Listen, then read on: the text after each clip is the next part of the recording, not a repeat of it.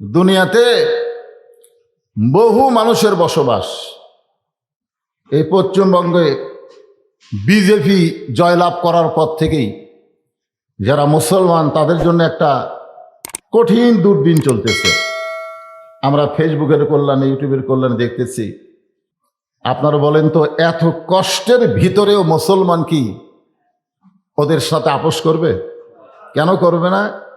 কারণ মুসলমান মাত্র বিশ্বাস করে দুনিয়া থাকার জায়গা না, দুনিয়া থাকার জায়গা না। আল্লাহ বলেছেন, লা তামুতুন্না ইল্লা ওয়া আনতুম মুসলিমুন, তোমরা মৃত্যুবরণ করো না মুসলমান না হয়ে। তোমরা যতই অত্যাচার করো, যতই নির্যাতন করো, মুসলমানের কোনো ক্ষতি নাই। দুনিয়াতে ঈমান নিয়ে থাকবে আর জান্নাতি হয়ে তারা দুনিয়া থেকে বিদায় নিবে। জোরে কোন সুবহানাল্লাহ।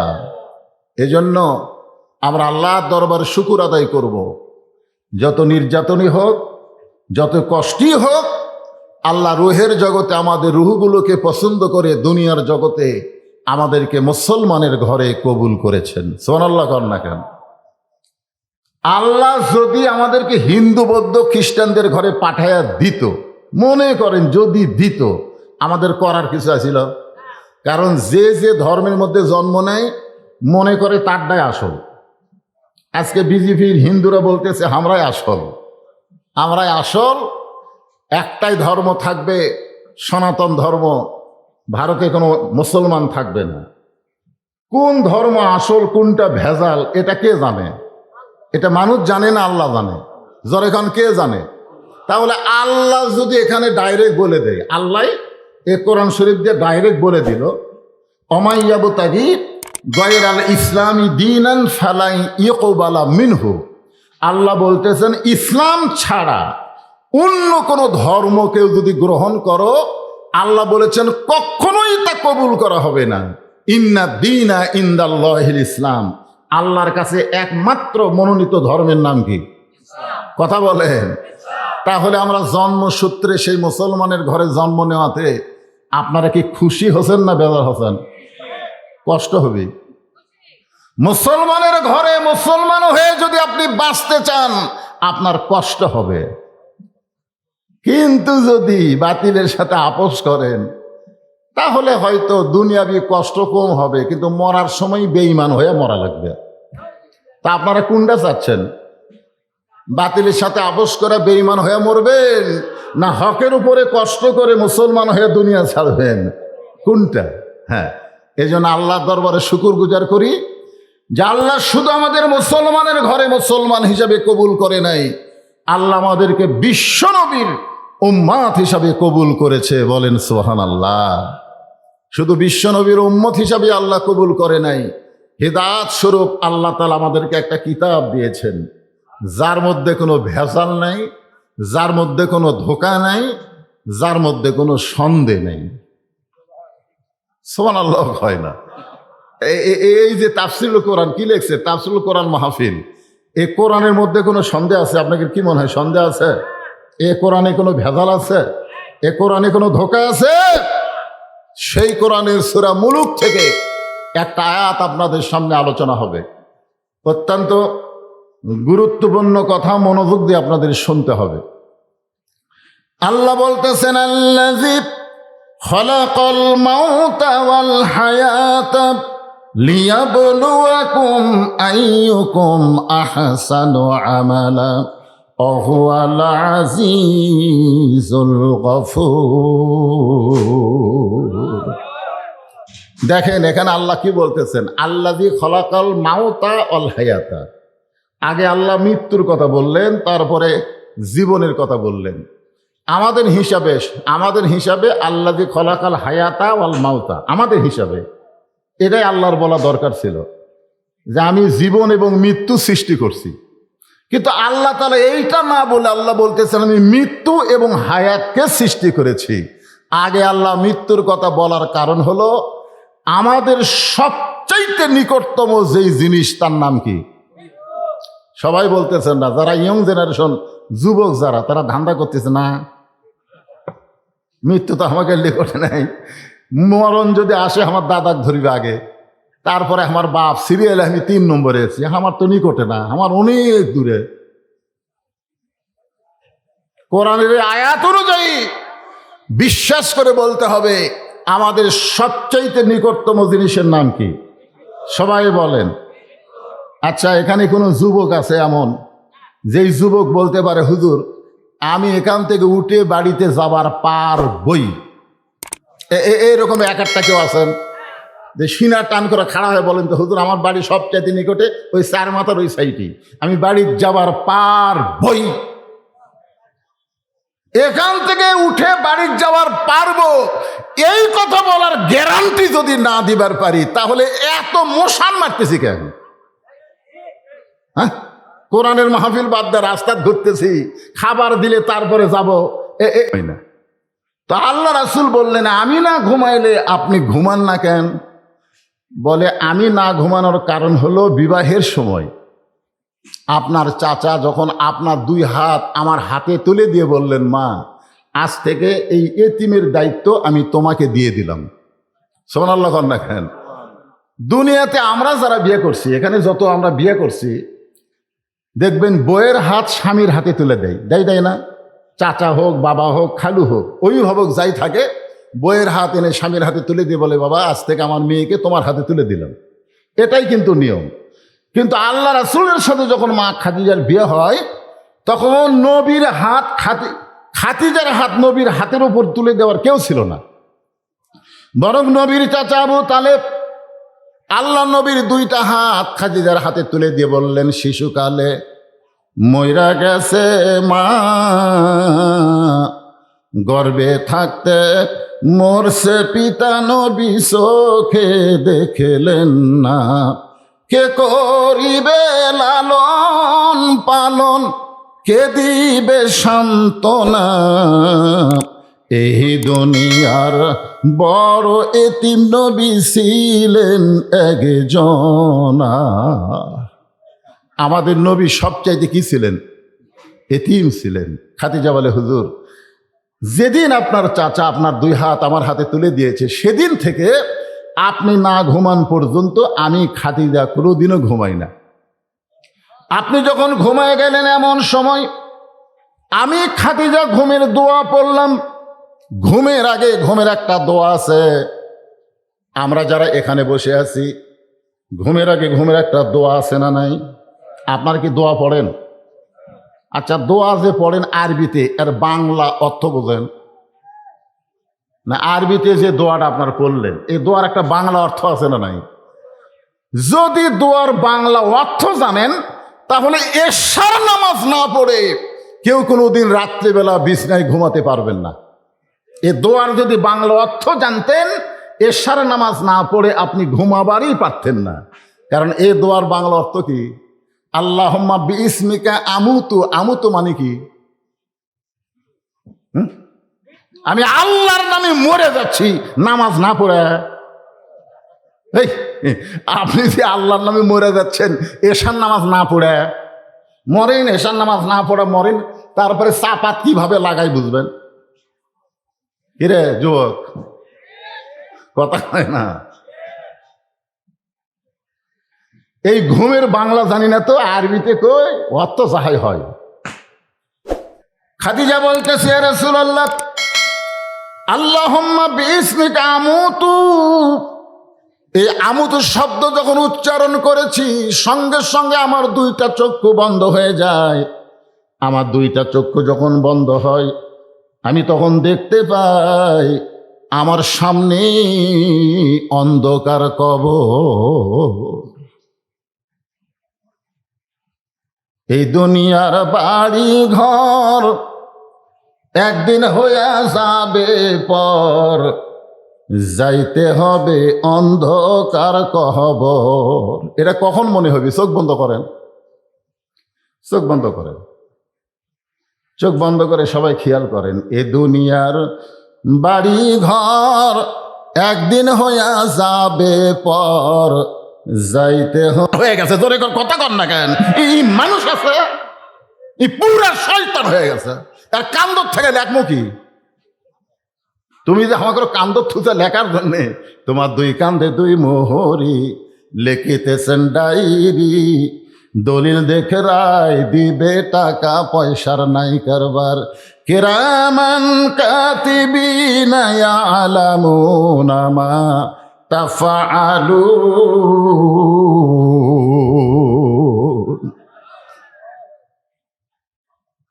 খাদিজা বলতেছে, রাসূলুল্লাহ, বিস্মিকা আমুতু শব্দ যখন উচ্চারণ করেছি, আমার চক্ষু যখন বন্ধ হয়ে যায়, আমি তখন দেখতে পাই অন্ধকার কবর। আপনি বলেছেন এই দুনিয়া থেকে সর্বশেষে যেই ব্যক্তি কবরে যাবে, কবরের ঘরে তাকে 50,000 বছর থাকা লাগবে। এই দুনিয়া থেকে সর্বশেষে যেই ব্যক্তি কবরে যাবে, কবরের ঘরে তাকে 50,000 বছর থাকা লাগবে।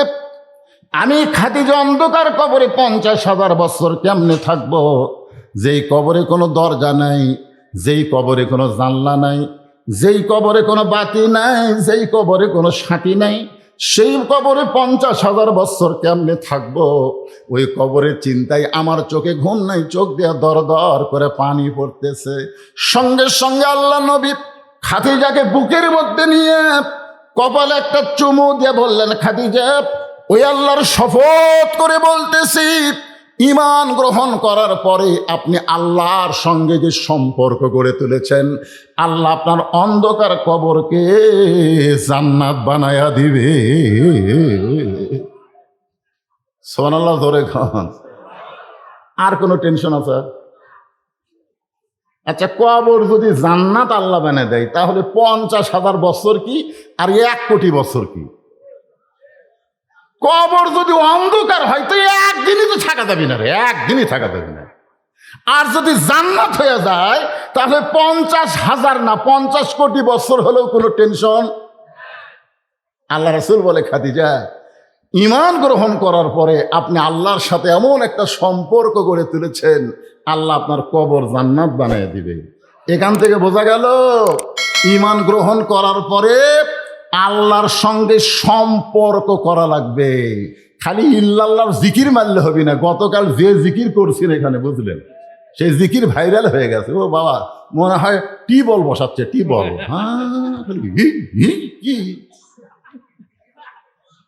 মনে হয় টিবল বসাচ্ছে। আগে শ্যালো বসাচ্ছিল না, শ্যালো বসা না। কি মনে কষ্ট দিচ্ছে? ঈমান গ্রহণ করার পরে আল্লাহর সঙ্গে সম্পর্ক করতে গেলে আল্লাহর ইবাদত করতে হবে। ঈমানকে রক্ষা করতে গেলে 1 নম্বর যে ইবাদত করা লাগবে, যেই ইবাদত না করলে ঈমানই থাকবে না, সেই ইবাদতের নাম হলো নামাজ। আপনারা বলেন তো, যার নামাজ নাই তার ঈমান আছে? 4টা হাদিস বলি। 1 নম্বর হাদিস হলো লা সালাতা লা ঈমানা, যার নামাজ নাই তার ঈমান নাই। 2 নম্বর হাদিস হলো লা সালাতা লা দীনা, যার নামাজ নাই তার ধর্মই নেই। 3 নম্বর হাদিস হলো বাইনাল আবদি ওয়াল কুফরি তরকুস সালাত, বান্দার কাফেরের মধ্যে পৃথক করার জিনিসটার নামই হলো নামাজ। যারা নামাজ পড়বে তারা হবে আল্লাহর বান্দা, আর যারা নামাজ পড়বে না এরা হলো কাফের। মান তারাকা সালাতু মুতাম্মিদান ফাকাত কাফারা, ইচ্ছা করে একটা ওয়াক্ত নামাজ বাদ দেয়, তবারক পাক করতেছেন, করেন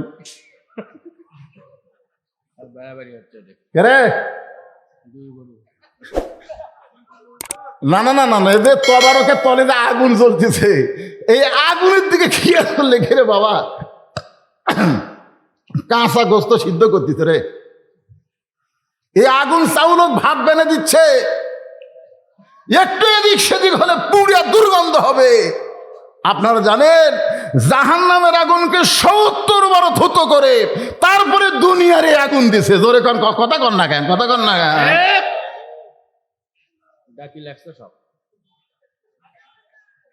মনে কষ্ট নিলে হবে না, কারণ আল্লাহর ওলির মাদারে ওলি এমনি হমনি হয় নাই, আল্লাহর সঙ্গে সম্পর্ক করার কারণেই তো আল্লাহর ওলি হচ্ছে। জোরে কন, কথা ঠিক কিনা?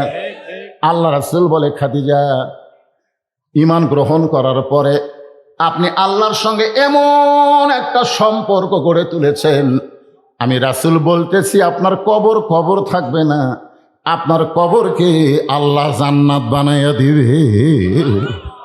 এ কথা শোনার পরে খাদিজা আরো জোরে জোরে কান্দে। এইটা শোনার পরে খাদিজা যখন কাঁদতেছে, রাসূল বলে, খাদিজা আমার কথা কি আপনার বিশ্বাস হয় নাই? আল্লাহ আপনার কবরকে জান্নাত বানায় দিবে, এইটা শোনার পরেও আপনি কাঁদতেছেন, আমার কথা কি আপনার বিশ্বাস হয় নাই? খাদিজা বলে, হুজুর আপনার কথা আমার বিশ্বাস হয়। রাসূল বলে, তাহলে কান্দার কারণ কি? খাদিজা বলে, হুজুর আপনার কাছে যদি আমি কিছু চাই আপনি কি আমার দিবেন না? আল্লাহ নবী বললেন, নাউজুবিল্লাহ নাউজুবিল্লাহ নাউজুবিল্লাহ। নবী 3 বার বললেন, নাউজুবিল্লাহ নাউজুবিল্লাহ নাউজুবিল্লাহ। খাদিজা বলে, ইয়া রাসূলুল্লাহ আপনার কাছে কিছু চাইলাম আর আপনি নাউজুবিল্লাহ বলার কারণ? নবী বলতেছেন, খাদিজা ঈমান গ্রহণ করার পরে আল্লাহ ছাড়া নবীর কাছেও চাওয়া যাবে না। ঈমান গ্রহণ করার পরে আল্লাহ ছাড়া নবীর কাছেও চাওয়া, কথা কয় না। মহাস্থানে আগামী বৃহস্পতিবার হবি তো একটা, বৈশাখের শেষ বৃহস্পতিবার হবি না? তাহলে একদম গেলে আর মাঝখান থেকে বাবা বাবা। আমি মোস্তাফিয়ার ছাত্র ছিলাম, একবার দেখবার গেছিলাম, তো যাই মাঝখানে যাই মাঝে মাঝে কয়, আমি ওর কাছে যেয়ে বললাম, কে রে বাবা এরা হুহা করে আর আপনি মাঝে মধ্যে ইল ইল কি? আমার কয়, ইলকে যদি বুঝবার চাও এক কলকা গাঁজা খাও। তা আমাকে তো ইল বোঝার দরকার নাই, আমাদের আল্লাহ বোঝা লাগবে। জোরে কোন কথা ঠিক না? আমরা কি ইলের দল করি? ইলের দল না। একটু মনোযোগ দেন। খাদিজা বলতেছে, ইয়া রাসূলুল্লাহ আমি আপনার কাছে যা চাবো তা যদি আল্লাহ দিবার না পারে তাহলে আল্লাহর কাছে চাইয়া লাভ কি? নবী শুন করছে। খাদিজা বলতেছে, আমি আপনার কাছে যা চাবো তা যদি আল্লাহ দিবার না পারে তাহলে চাইয়া লাভ কি? বর্তমানে আমরা চাচ্ছি আল্লাহ গাজার মুসলমানকে হেফাজত করো, আমরা বলতেছি আল্লাহ ফিলিস্তিনের মুসলমানকে হেফাজত করো, আমরা এখন বলতেছি আল্লাহ ভারতের মুসলমানকে হেফাজত করো। জোরে কোন কথা ঠিক কি না? কিন্তু আমরা চাওয়ার পরও আল্লাহ যদি হেফাজত না করে তাহলে চাইয়া লাভ কি? কি মনে করতেছেন? যেই বাইতুল মুকাদ্দাসের ভিতরে আমাদের নবী ইমামতি করার পরে আল্লাহ তাকে ইমামুল আম্বিয়া ইমামুল মুরসালিন ডিগ্রি দিল, আর সেই বাইতুল মুকাদ্দাসে ঈদুল ফিতরের নামাজ ফিলিস্তিন মুসলমান পড়বার গেল, ইসরায়েলের ইহুদিরা পড়বার দিল না, গুলি করে নামাজ ভঙ্গ করে দিল। কি ভাবতেছেন? আমরা কি বলতেছি না আল্লাহ আল্লাহ? আল্লাহকে কাম হবে না? কত চাইছি আল্লাহ সাইদি হুজুরকে হেফাজত করো, এত দোয়া করছি বাংলাদেশের সব বক্তা, কিন্তু কাম হলো না। তাহলে চাইয়া লাভ কি? আজকে ভারতের মসজিদ পুড়ে দিচ্ছে, মসজিদে আগুন লাগা দিচ্ছে, মুসলমানের ঘর বাড়িতে দোকানদারি সব জায়গাতে অত্যাচার করতেছে। আপনার কি মতে মুসলমান কি ভগবান ভগবান করতেছে? এ কথা কর না কেন? কি তার আল্লাহ প্রতি কোটি মারতেছে।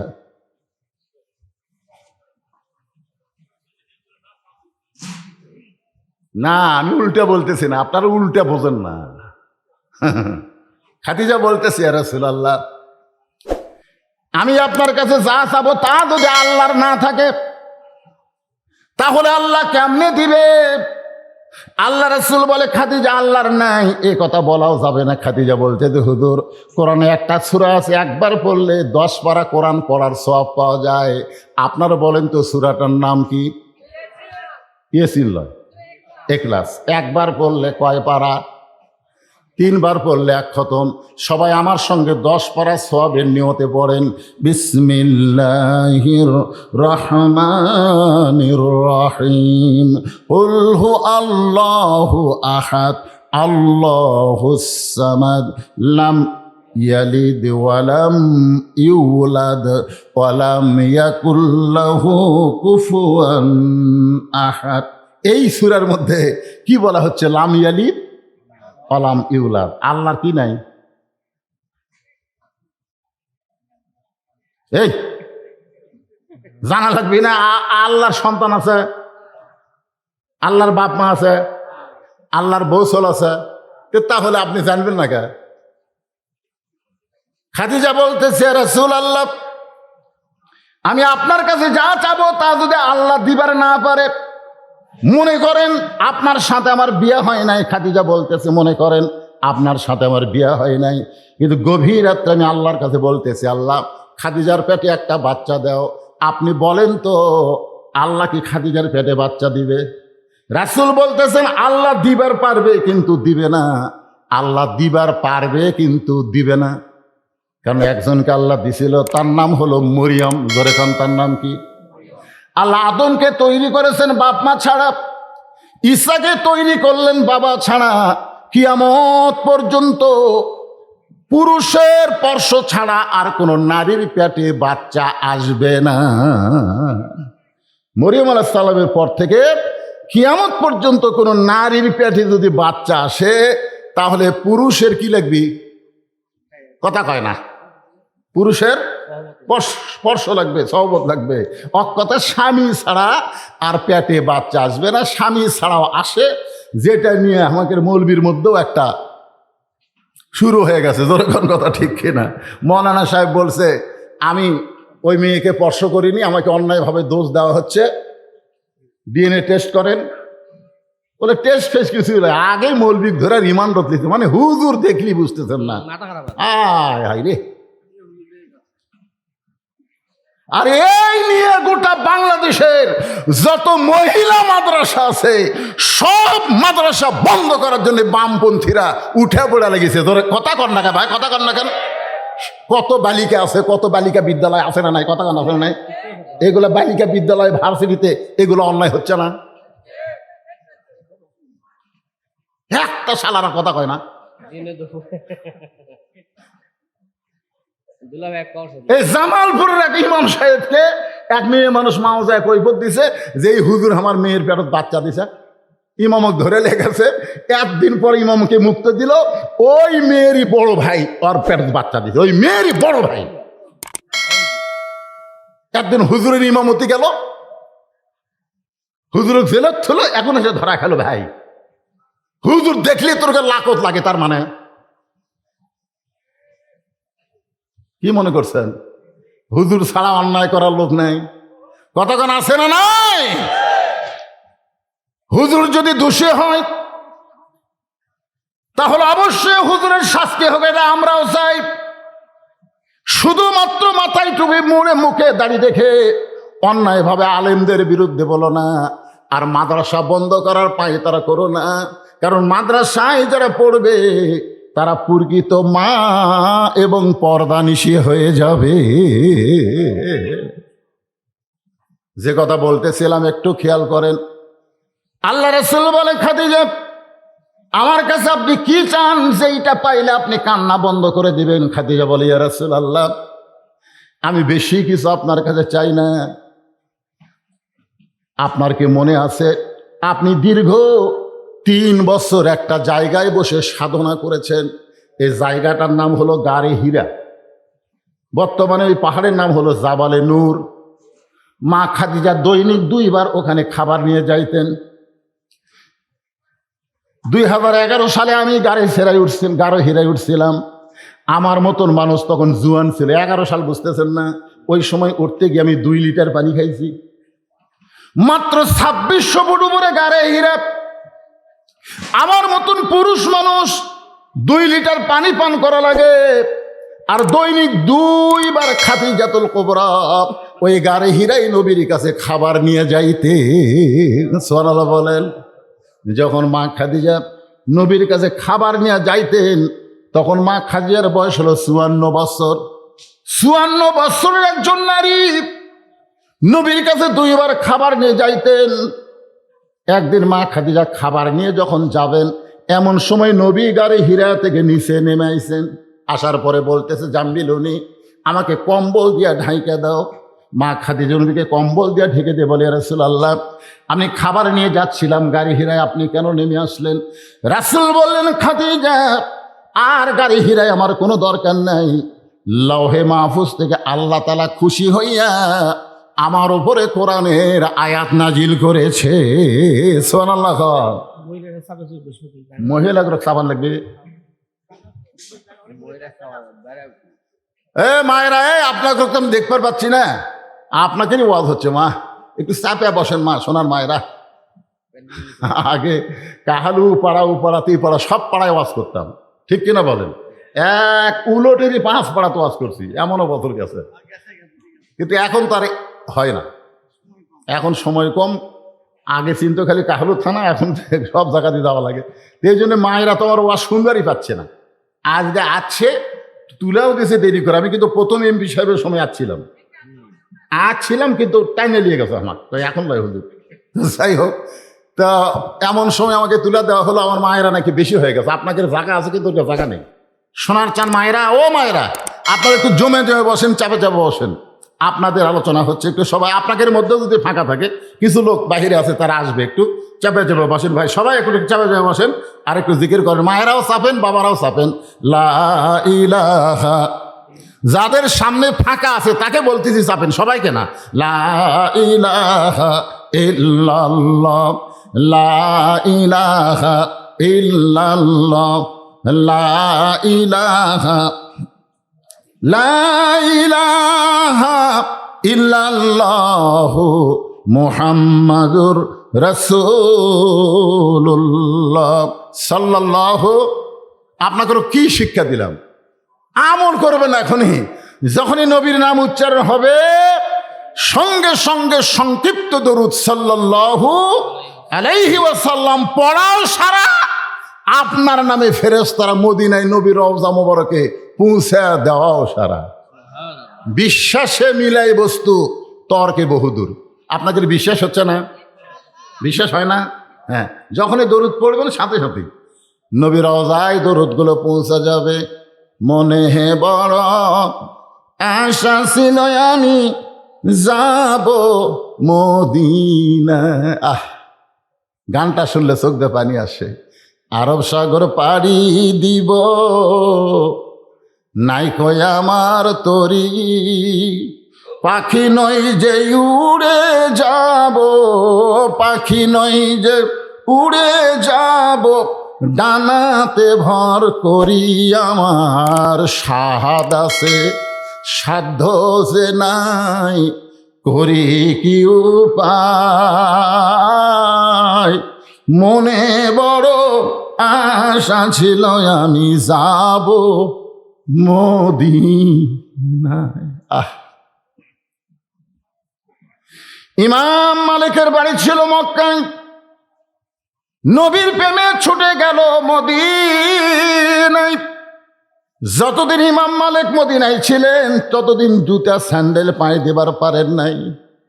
মদিনার মাটি নিজের গায়ে মাখতেন আর বলতেন, মদিনা রে, আমি মানুষ না হইয়া যদি তোর বুকের মাটি হইতাম আমার জীবন ধন্য হয়ে যেত। ইমাম মালিক মদিনার মাটি নিজের গায়ে মাখতে মাখতে একদিন কাঁদতে কাঁদতে বেহুশ হয়ে পড়ে যায়।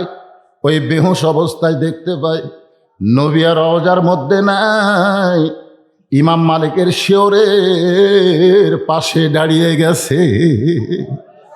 আল্লাহ নবী ডাকতে বলে, আব্দুল মালিক, এমন করে কান্দিস না, এমন করে কান্দিস না। এ মদিনা একদিন ইয়াসরিব ছিল, মদিনা ছিল না। আমি নবীকে কোলে নেওয়ার কারণে হয়েছে মদিনা। আমার মহব্বত যার কলিজার মধ্যে থাকবে, আমার সুন্নত আদর্শ যারা পালন করবে, আমার প্রতি বেশি বেশি যারা দরুদ পড়বে, তারা মদিনায় আসতে না পারলে কি হবে? আমি নবী যাব তার ভাঙ্গা বাড়িতে দেখা দেওয়ার জন্যে। এই জন্য নবীর মহব্বতে নবীর প্রতি দরুদ পড়বেন। যেই কথা বলতেছিলাম একটু খেয়াল করেন। খাদিজা বলে, ইয়া রাসূলুল্লাহ, যেই জুব্বা পরা অবস্থায় কোরআনের 5টা আয়াত আল্লাহ আপনার প্রতি নাজিল করেছে, আপনি গাড়ি হীরা থেকে আসার পরে ওই জুব্বাটা যত্ন করে রাখা দিয়েছেন। আমি মাঝে মধ্যে দেখি আপনি জুব্বাটা বের করেন, আবার চুমু দিয়া জুব্বাখানা জুব্বার জায়গায় রাইখে দেন। আমার বড় লোভ হয়েছে, আমি খাদিজা যখন মরে যাব ওই জুব্বাটা আমার কাফনের কাপড় হিসাবে দিয়া দিবেন। ওগো আল্লাহর নবী, আমি খাদিজার 2 নম্বর চা হলো কিছুই চাইনি দুনিয়াতে, কিছুই চাইনি দুনিয়াতে। আমার 2 নম্বর চা হলো আমি মরে যাওয়ার পর আপনার পবিত্র হাত দিয়া আমার দেহখানা কবরের ঘরে নামায় দিবেন। ওগো আল্লাহর নবী, আমার 3 নম্বর চাহিদা হলো কবরে মাটি দিয়া সবাই যখন চলে যাবে কেউ থাকবে না, মাটি দেওয়ার পর কেউ থাকবে না। আপনার যতই আপন হোক না কেন, মাটি যখন দেওয়া হবে তখন সবার মধ্যে একটা বুঝ আল্লাহ তৈরি করে দিবে, আর থাকিস না রে, মাটি দেওয়া হয়ে গেছে, চলে যা চলে যা। খাদিজা বলে, রাসূলুল্লাহ, সবাই যখন চলে যাবে এমন সময় মুনকির নাকির ফেরেশতা আল্লাহ কবরের মধ্যে পাঠায় দিবে। কবরকে লক্ষ্য করে, কবরবাসীকে লক্ষ্য করে 3টা প্রশ্ন করবে। আমি খাদিজাকে মুনকির নাকির 3টা প্রশ্ন করলে আমি উত্তর দিবার পারবো না, আমার পক্ষ থেকে আপনাকে একটু উত্তর দেওয়া লাগবে। হুজুর, এই 3টা চাওয়া যদি আপনি আমার পুরা করেন তাহলে আর কবরকে নিয়ে আমি কোনোদিন কাঁদবো না, আর কবরের জন্য আমার চোখেও কোনোদিন পানি আসবে না। সঙ্গে সঙ্গে আল্লাহর নবী খাদিজাকে বুকের মধ্যে নিয়ে কপালে একটা চুমা দিয়ে বলে, খাদিজা, ওই আল্লাহর শপথ করে বলতেছি, আমার আগে যদি আপনার মৃত্যু হয় তাহলে আপনার 3টা চাওয়াই আমি পুরো করব ইনশাআল্লাহ। জোরে কার সুবহানাল্লাহ। আপনারা বলেন তো, এই জায়গায় আল্লাহর নবী কত বড় গুরুত্বপূর্ণ কথা বলেছে। কথাটা হলো, আমার আগে যদি আপনার মৃত্যু হয়। এই কথার দ্বারা নবী বুঝাইলেন কে কখন মরবে এটা আল্লাহর নবীও জানে না। কথা কন না কেন? আমাকে কতগুলো লোক ক্ষমতার ফিয়ের ফেলে আর নামার কথা খেয়াল থাকে না, এত সালের আগে আমাক নামাইকে, এরকম কথাও আমরা শুনেছি। জোরে কথা কন না কেন ভাইজান? হ্যাঁ, তো ইজ্জুমান তাশা ওয়া তুযিল্লু মান তাশা বিয়াদিকাল খায়র ইন্নাকা আলা কুল্লি শাইইন কাদির। এখন 5 তলা বিল্ডিং এর উপরে 1.5 লাখ টাকার খাট, 12,000 টাকার কম্বল পড়ে, তেমনি চাদর দিয়ে রাত 9টার সময় বলতেছে, আমার বাড়ি আমার ঘর আমাক নামাইকে, আমার বাড়ি আমার ঘর আমাক নামাইকে, রাত 9টার সময়। কান্দের ফেরেশতা বলতেছে, আল্লাহ, ঘুমের আগে যে দোয়া পড়া লাগে সে দোয়া না পড়ে যে কথা কয়ে ঘুমাইছে, এক নামানোর কেউ নাই। আল্লাহ বলতেছে, দেখা যাক। ফেরেশতার সাথে আল্লাহর কথা হয়েছে। আল্লাহ বলে, দেখা যাক। রাত 3টার সময় একটা ভূমিকম্প আছে। জোরে কোন কি কম্প? খালি বিল্ডিং একটু একটু লড়ে উঠছে। যে লোক কইছে আমাক নামাই খেয়ে, ওই এত ফোর্সে নামছে, কম্বলের মধ্যে লঙ্গি খুলে আছে, ওটাও পরার টাইম পাইনি। ফেরেশতারা বলতেছে, আল্লাহ, নামাইলা নামাইটা করে নামালা। আমাদের বাংলাদেশে 41 সালের আগে নামাইকে 24 সালে আল্লাহ তারে ন্যাংটা করে নামায় দিছে। জোরে কথা কন না কেন ভাইজান? অহংকার করেন না, এখান থেকে বাড়ি যাওয়ার কোনো গ্যারান্টি নেই। সে বুকও হাত দেখায়, হামাক চিনিস কি? আল্লাহ রাসূল বলতেছেন, খাদিজা, আমার আগে যদি আপনার মৃত্যু হয়, এই কথার দ্বারা নবী বুঝাইলেন কে কখন মরবে এটা আল্লাহর নবীও জানে না। মা খাদিজা দুনিয়া থেকে বিদায় নিলেন। দুনিয়া থেকে বিদায় নেওয়ার পরে আল্লাহ নবী তাকায় দেখে খাদিজার পেট থেকে নবীর মাধ্যমে আল্লাহ 4টা মেয়ে দান করেছেন। খাদিজার পেট থেকে নবীর মাধ্যমে আল্লাহ কয়টা মেয়ে দিছে? এই নবীর উম্মতের এই 4টা মেয়ের নাম জানেন? বড় মেয়ের নাম হলো জয়নাব। নবীর উম্মত হিসাবে নবীর মেয়ের নাম জানা আমাদের দরকার আছে না নাই? দরকার আছে না নাই? আপনি ভারতের কোনটা মুখ্যমন্ত্রী তালাপতি না কি পতি একটা হচ্ছে? আমি কই তালাপতি মানুষের নাম আপনি চিনবেন না, আমরা চিনি। আগে বলে সিনেমার নায়ক ছিল, এখন মুখ্যমন্ত্রী হচ্ছে। ওলার নাম ঠিকই জানেন। যে নবীর 4টা মেয়ের নাম নবীর উম্মত হিসাবে না জানলে নবীর সুপারিশ কেমনে পাবেন? চারটা নাম খেয়াল থন। বড় মেয়ের নাম হলো জয়নাব, বড় মেয়ের নাম কি? মেজো মেয়ের নাম হলো রোকেয়া, মেজো মেয়ের নাম হলো রোকেয়া, সেজো মেয়ের নাম হলো কুলসুমা, আর ছোট মেয়ের নাম হলো ফাতেমা। তাহলে কয়টা মেয়ের নাম করলাম? নবী তাকায় দেখে চারটা মেয়ে কাঁদতেছে। তিনটা মেয়ের কান্নার শব্দ শোনা যায়, কিন্তু একটা মেয়ে কাঁদতেছে, কান্নার কোনো শব্দ নেই, শুধু চোখ দিয়ে দর দর করে পানি পড়তেছে, গালটা ভিজে ভিজে থুতুনি দিয়ে বয়ে বয়ে পড়তেছে, কাঁদতেছে কিন্তু কান্নার শব্দ নেই। আর তিনটা মেয়ে কাঁদতেছে, কান্নার মধ্যে শব্দ শোনা যায়।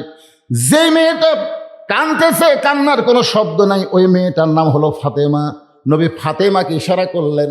ফাতেমা যখন আল্লাহর নবীর কাছে গেলেন, রাসূল বলেন, ফাতেমা, তোমার মা দুনিয়া থেকে বিদায় নিয়েছে। যখন কেউ দুনিয়া থেকে বিদায় নেয়, তাকে উপরে বেশি সময় রাখা জায়েজ নাই। আল্লাহ রাসূল বলেছেন, তিনটা কাজ তোমরা দেরি করো না। একটা কাজ হলো মানুষ মারা গেলে তাকে দাফন করতে তোমরা দেরি করবে না। 2 নম্বর কাজ হলো ছেলে মেয়ে যখন বিয়ের বয়স হয়ে যাবে তখন বিয়ে দিতে তোমরা দেরি করো না। ওই কামায় ধান্দা করো না, আমার ছেলে মেয়ে কি করে খাবি, এ ধান্দা তোমার করা লাগবে না। এ ধান্দা কার? আরো জোরে বলেন, আমা মিন দাব্বাতিন ফিল আরদি ইল্লা আলাল্লাহি রিজকুহা। পৃথিবীতে এমন কোনো বিচরণশীল প্রাণী নাই যার রেজেকের ব্যবস্থা আল্লাহ করেনি। আপনি বাপ মা হয়ে রেজেকের ব্যবস্থা করতেছেন, টাকা বানিয়ে দিবেন, টাকা দিবেন, ওই টাকা অন্য জায়গায় উড়ে দিবি। এই জন্য রাসূল বলেছেন, ছেলে মেয়ের যখন বয়স হয়ে যাবে বিয়ে দিতে তোমরা দেরি করো না। 3 নম্বর হলো কোনো ঋণগ্রস্ত মানুষ টাকা যদি হাতে আসে তাহলে ঋণ পরিশোধ করতে তোমরা দেরি করবে না। কয় কাজে দেরি করা যাবে না? এই 3টা খেয়াল আছে, আমলের নিয়তে খেয়াল করে শোনেন। আল্লাহ রাসূল বলে, ফাতেমা রে, তোমার মা দুনিয়া থেকে বিদায় নেওয়ার আগে আমাকে 2টা ওসিয়ত করেছে। ও ফাতেমা, 1 নম্বর ওসিয়ত হলো তোমার মাকে তুমি গোসল করাতে হবে, তোমার মাকে তুমি গোসল করাতে হবে। 2 নম্বর ওসিয়ত হলো তোমার মাকে তুমি কাফনের কাপড় পরাতে হবে। ফাতেমা বলতেছে, বাবা, আমার আরো 3টা বোন আছে, ওই 3টা বোনকে নিয়ে আমি মাকে গোসল করাতে পারবো না, ওই 3টা বোনকে নিয়ে কি আমি মাকে কাফনের কাপড় পরাতে পারবো না। আল্লাহ রাসূল বলে, ফাতেমা, তোমার মা আমাকে ওসিয়ত করেছে তুমি একা একাই তোমার মাকে গোসল করান লাগবে, তুমি একা একাই তোমার মাকে কাফনের কাপড় পরাতে হবে। ফাতেমা বলতেছে, বাবা, আমি একা একা যদি আমার মাকে গোসল করাই, আমি একা একা যদি আমার মাকে কাফনের কাপড় পরাই, তাহলে আমার আরো 3টা বোন হয়তো মনে কষ্ট পাবে। আল্লাহ রাসূল বললেন, কে কষ্ট পাইল, কে মন খারাপ কইল, এটা দেখার উপায় নাই, ওসিয়ত পালন করা হলো ওয়াজিব। ওসিয়ত পালন করা কি? তাহলে মরার আগে ওসিয়ত করা দরকার আছে না নাই? কথা কয় না রে, আমরা মরবো না, সবাই মরবো না, তাহলে মরার আগে ওসিয়ত করার দরকার আছে না নাই? 1 নম্বর ওসিয়ত হলো আপনারা মরার আগে ওসিয়ত করবেন, আমি মরে গেলে কোনো বেনামাজি যেন আমার কবর না খোঁড়ে। দেখছেন দেখছেন, আর কথা কয় না। একেবারে এই কথাটা কি খুবই খারাপ কথা। হোহা কর না কেন, হোহা কর না কেন? মরা লাগবি না? আল্লাযী খলাকাল মাউতা ওয়াল হায়াতা লিয়াবলুয়াকুম আইয়ুকুম আহসানু আমালা। আজকের ওয়াজি হচ্ছে সুন্দর আমল, সুন্দর আমলের পরীক্ষা হবে। তো মরার পরে সুন্দর আমল কি? বিড়ি খায় কবর খোঁড়া? আপনারা হয়তো বলবেন, হুজুর আমাকে কবর খোঁড়ার লোক ওরা ছাড়া নাই। এটা ভুল কথা। দুনিয়ার বাড়ি করতে গিয়ে দুনিয়ার একটা বাড়ি থাকা যাবে না। সেই 3 তলা বাড়ি করতে গিয়ে যদি আপনি ভালো মিস্ত্রি খোঁজেন, কে রে বাড়ি ঘর করতে, ভালো বাড়ি করতে গিয়ে 3 তলা 4 তলার ভিত দিয়ে বিল্ডিং বানাবো, ভালো মিস্ত্রি কুটি আছে রে? তখন কয় ভালো মিস্ত্রি তো একজন কাছে মুসলিম আছে রে, মুসলিম রে, ধাওয়াপাড়ার মুসলিম রে। কে তোমার উলটের লোক ধাওয়াপাড়া চালে গিয়ে উলট নেই? দুনিয়ার বাড়ি বানাতে ধাওয়াপাড়ার মুসলিম লাগে, আর যেই কবরে 50,000 বছর থাকবেন সেই কবরের ঘর বানাতে কি ভালো ভালো মিস্ত্রির দরকার নাই? কথা কম দরকার আছে না নাই? মানেন বা না মানেন, শোনেন, তারপরে যাই খুঁড়ি খুঁড়ুক, পুকুর খুঁড়ুক না কবর খুঁড়ুক, যা করে খুঁড়ুক, এরা তো আর কবর খুঁড়তেছে না, ইমাম গাজ্জালি বলেছেন কোনো ব্যক্তি 40টা কবর খুললে সে আল্লাহর ওলি হয়ে যাবে। 40 কবর খুঁড়তে খুঁড়তেই ওর মৃত্যুর কথা এত বেশি মনে হবে, ওই লোক দ্বারা আর কোনো খারাপ কাজ হবে না, আল্লাহর ওলি হবে। এখন 40কে ওরা 4000 কবর খুঁড়ে সীমার হচ্ছে, সীমার। কবর দেখলে আমার কিছুই মনে হয় না হুজুর, ওর কবর দেখলে কিছুই মনে হয় না, সীমার হয়ে গেছে। ওসিয়ত করবেন, আপনি মসজিদের মুয়াজ্জিনকে বলবেন, মুয়াজ্জিন সাহেব আমি মারা গেলে আপনি আমাকে গোসল করায় দিবেন, বিনিময়ে আপনি 10,000 টাকা হাদিয়া নেন। মুয়াজ্জিন বলতে, বাবা কে কখন মরবে আমি তো জানি না, তোমার আগে যদি আমি মরে যাই, বলে আপনি যদি মরে যান আমি মাফ করে দিলাম, কিন্তু আপনাকে 10,000 টাকা হাদিয়া দিলাম, আপনি আমাকে গোসল করাবেন। আল্লাহ রাসূল বলেছেন আসমানের নিচে জমিনের উপরে মুয়াজ্জিনের চাইতে ভালো মানুষ আর কেউ নাই। সুবহানাল্লাহ, জোরে গান। কোন আলিমের কথা বলে নাই, কোন মৌলানার কথা বলে নাই। আসমানের নিচে জমিনের উপরে মসজিদের মুয়াজ্জিনের চাইতে ভালো মানুষ আর কেউ নাই। আল্লাহ নবী বেলালকে ডাকতে বলে, বেলাল রে আয় আয় আমার কাছে আয়। বেলাল যখন নবীর কাছে গেল, নবী বলে, বেলাল তুমি না আমার চাইতে খাটো। বেলাল বলে, রাসূলুল্লাহ আপনি হলেন ইমাম, আমি হলাম মুয়াজ্জিন, আমি একটু খাটো হইলে অসুবিধা কি? রাসূল বলে, বেলাল রে হাসরের ময়দানে আল্লাহ তাআলা ইমামের চাইতে মুয়াজ্জিনের মাথা উঁচু করে দিবে।